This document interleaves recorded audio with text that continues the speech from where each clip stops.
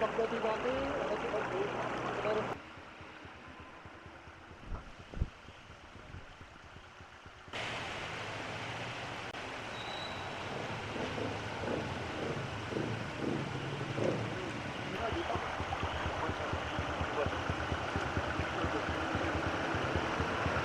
kung tutusin, hindi naman ganun kalapit itong natabunan na kainan mula doon. Siguro, dito tayo.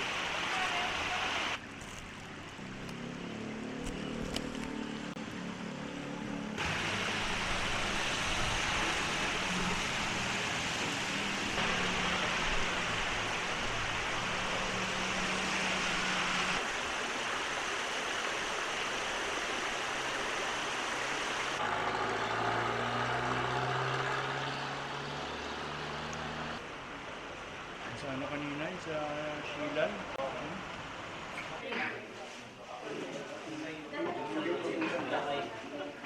We received a call kaninang alas 8 ng umaga kung saan nag-report po yung ating Barangay Disaster Management Committee sa under the leadership of punong Barangay Milicio Urid ng Barangay Shilan kung saan na-report po na meron pong landslide dyan po sa may bandang Shilan. Particularly sa kilometer 12 kung saan isang kainan, isang bahay ang natabunan po ng lupa.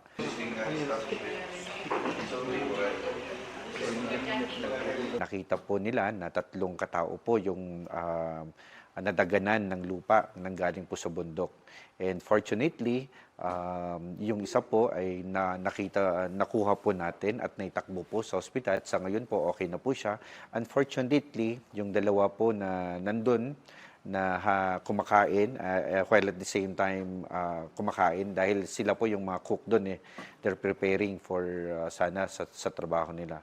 Unfortunately, yung dalawa by 10 a.m. ay nakuha po sila doon na wala na po silang buhay. Tinignan po natin yung buhos ng ulan na dumating po dito sa atin from 8 p.m. kagabi hanggang 8 a.m. kanina. Nakita po natin na medyo malakas po yung buhos ng ulan. Umabot po tayo ng almost 200 mm.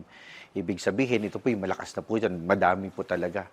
So, yun po siguro ang talagang nag-cause ng maraming mga landslide at soil erosion dito po sa atin. And at the same time, yun din po siguro nag-cause mismo sa landslide dyan po sa may Barangay Shilan.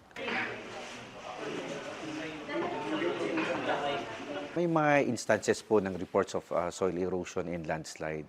May mga malalaki at may mga maliliit. Yung malaki po, nakita po natin dyan po sa may Barangay Lubas at boundary ng Ambyong kung saan yung kalsada po natin, yung Lubas-Ambyong National Road ay sa ngayon ay sarado pa po. Sarado dahil kung nalinisan naman to ng DPWH, unfortunately, dahil po sa continuous na pag-uulan ay medyo delikado po yung lupa dahil gumagalaw pa po yung lupa doon.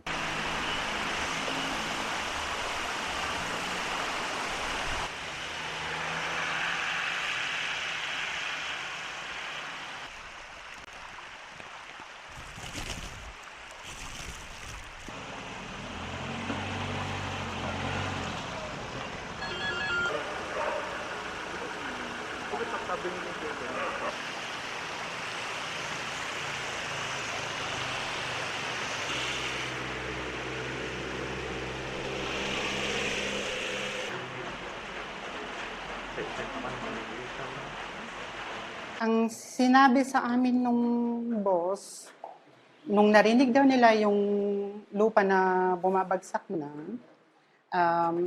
tumakbo sila sa likod. So, sa likod sila nakuha. Doon sila nadali.